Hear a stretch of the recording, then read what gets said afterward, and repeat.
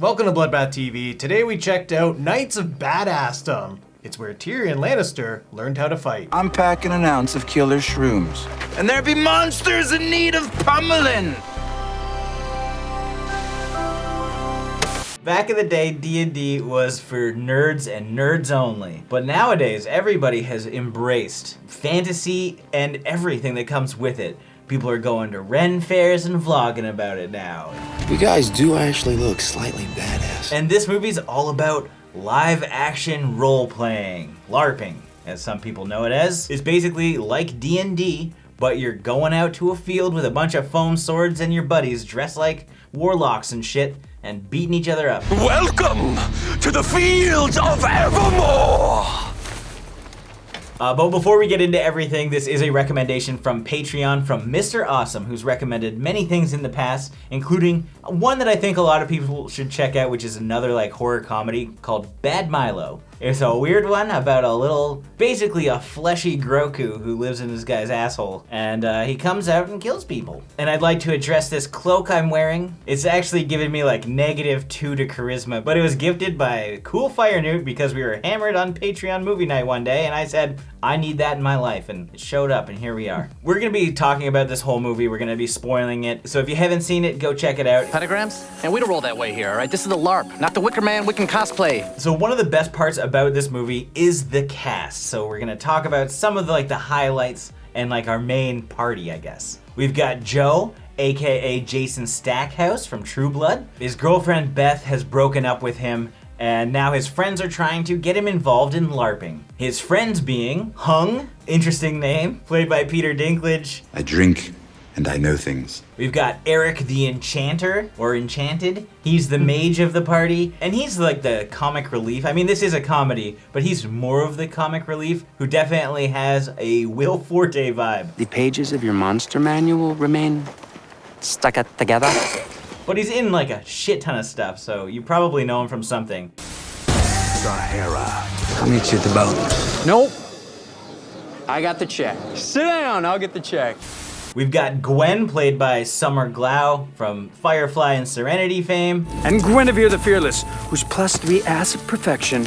Clearly you underestimate my endowments. And she has her cousin Gunther, who is just stuck in LARP mode. Like, he just believes that he exists in this world as like a barbarian or whatever he is. Oh, and Ronnie. You can't forget about Ronnie, our game master. Oh yeah, the McPoyle. No, he's from Stay Alive fame, okay? Don't give me this always in sunny Philadelphia crap. Show some respect, man. Respect. Yeah. Well, you pay respect to gamers by gaming, so let's boot it up! But like I said, Joe, he's just broken up with his girlfriend Beth. He's obsessed with her, and his friends are just like, okay, you need to smoke weed. So they actually drug him and bring him LARPing. Like, he gets passed out, he wakes up with some bracers on, and he's like, what the hell am I doing here? And he can't find the keys, so he just, goes along with it. Eric basically convinces him and says, like, people still sing songs about him. They sing songs about the time that you gave Ronnie Kwok's paladin demonic syphilis. I am really disappointed that Joe was not a bard. I don't know why he wasn't, because he's really into black metal. It's doom metal. Who the fuck asked you? Singing and a character who sings is overly important in this film. Also, I was always the bard in Dungeons & Dragons, so I was kind of upset that there was no bards around here. I roll a barbarian now. Yep. I like to be the face guy, but I have a lot of charisma and strength. Roll the dice to see if I'm getting drunk! Yeah, you are. Are there any girls there? Yeah. So when he shows up, like, he's finally convinced to participate in LARPing.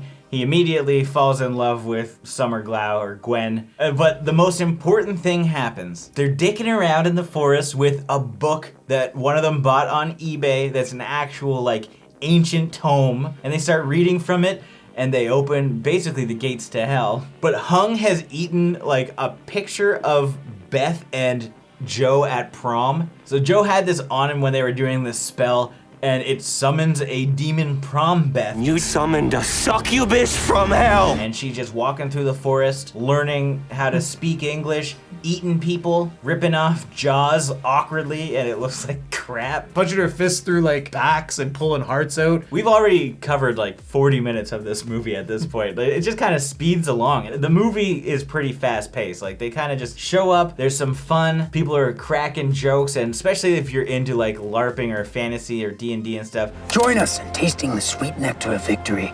Or mope around an empty house all week like a bitch. You'll appreciate some of the stuff that they have. There's like subtitles when they're speaking in Old English. His bewitchment by the siren's song shall be the nail thine army wants, King Diamond the Red. I always thought it was funny when people referred to like LARPing with Vampire the Masquerade. It leads to like a really hot makeout scene. You look like one of those freaky vampire LARPers. I haven't ever LARPed, unfortunately, but if I did, it'd definitely be on some vampire shit, because it's always sexy. Vampires are always sexy. You would have been the Bruja. They're like the big boys. Or Gangrel. You could have your little familiar. Do the bigger boys still get the hot vampire babes? Yeah, it's up to you, whatever you want to get. I liked being the Ventru. They're more the talkers. That's my kind of character. Tell me about it. And if this gets me that much closer to finding my own Lady D, I think it's about fucking time. I'm gonna start LARPing. I've already started.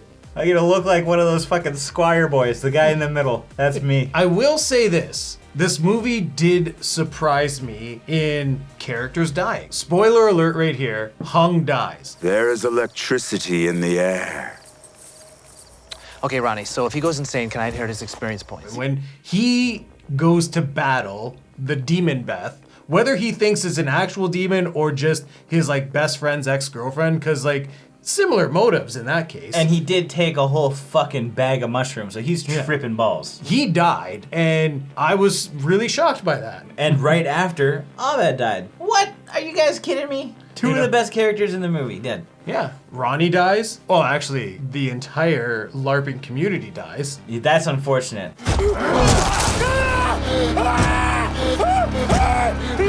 I like that their main goal was to get back to camp to save everyone's life, and they just did not make it. Just like I remember Ronnie running in and being like, and we're here to save! Oh, shit. It's gonna happen, because all they have to fight back with is foam swords. So when you have a real demon, which is amazing, by the way, because they're trying to like put this succubus back in hell, I guess. And so he reads another thing. You didn't injure it, you ignorant fuck! You transformed it!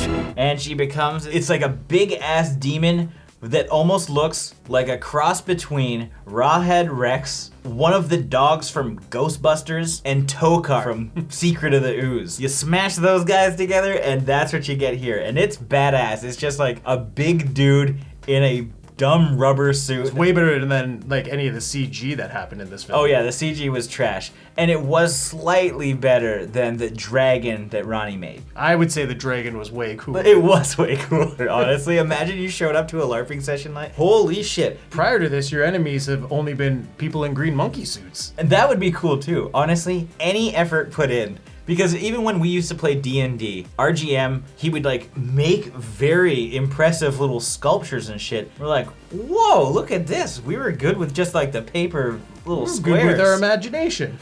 That looks terrible. My 3-year-old nephew can make a better map. He's got learning disabilities. Any extra effort is always quality. So I gotta give props to Ronnie here. And as game master, I will be watching over all of this. You can think of me as God.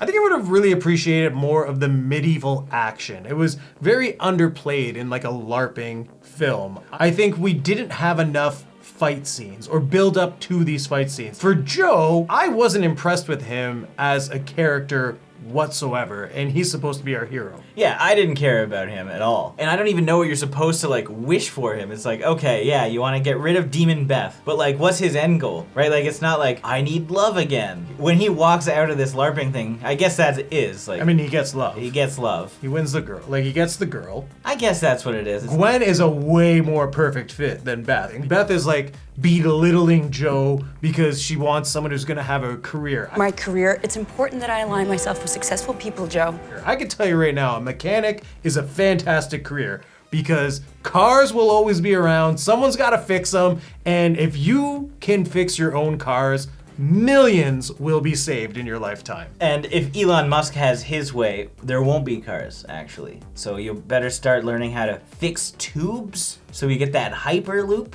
You want to go Futurama on us? Yeah, that's what Elon Musk is trying to do, man. He wants us to just be in tubes, luging around the city. I mean, that would be fun. It would be terrifying. The G's will fucking push your skin around and you're gonna throw up in your little tube, especially first tube. So do you want to be a mechanic now turned tube cleaner? Well, you wouldn't be a tube cleaner. You would have to like understand the like mechanics of like the Air Force. If anything, that would be way more of an important role. If you're terrible at that job, everybody when they get to their location is splatting against wherever they're going. Dying. Exactly. This is stressing me out just thinking about it. And the film basically wraps up with this, right after this battle. The finale is where the bard shines the most, but he's not a bard. He was a musician, and it was music that would defeat the demons. I was happy that it was an epic song. Shadows of undead minions drag me. I half expected Jack Black to pop out. Brutal legend. So are you the keeper of the sacred beer tree? Dream job. But the best part from this finale is it also summons Tyrion Lannister with red eyes ready to fuck up a monster.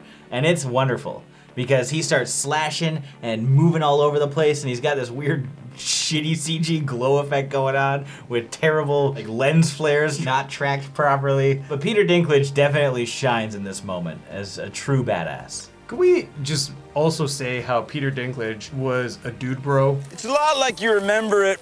Except for instead of sitting around a table, we do it for real. Out of character, he talks like a dude bro, and in character as like Hung the Destroyer or whatever, is like talking in his like normal, regular voice. You can only put your trust in steel. That's pretty much all of it. Not much to say. He wins the girl. We've got some title cards at the end that just kind of say, hey, this is what they're doing now. And I love to see that. Yeah, it's a fairly enjoyable movie. It's mostly comedy, but it does have horror elements because there are monsters, there is some gore, and a lot of familiar faces. So I'm gonna give this 3.5 pimped out chariots out of 5. This film is interesting to me because I loved the genre. I'm a huge fan of like role-playing and fantasy, so it has like a special spot for me in my heart. But it's been done in other films that I greatly enjoyed more.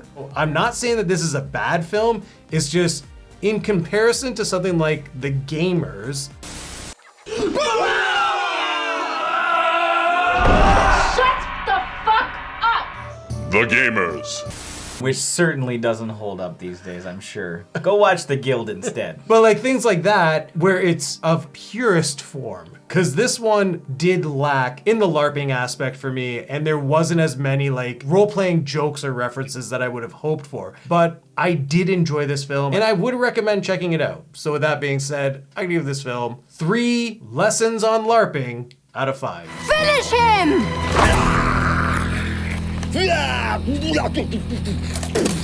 As always, thank you for watching. Like this video and comment below with your thoughts on the film if you've seen it. If you haven't and you do want to check it out, links are in the description. And if you have any other role-playing or D&D style movies that's not Dungeons and Dragons the movie, let us know in the comments. If this is your first time here, make sure you subscribe to the channel. Stay up to date with everything here on Bloodbath TV. Godspeed to you and thine servant. Servant? I want to apprentice fucketh you very much. Easy.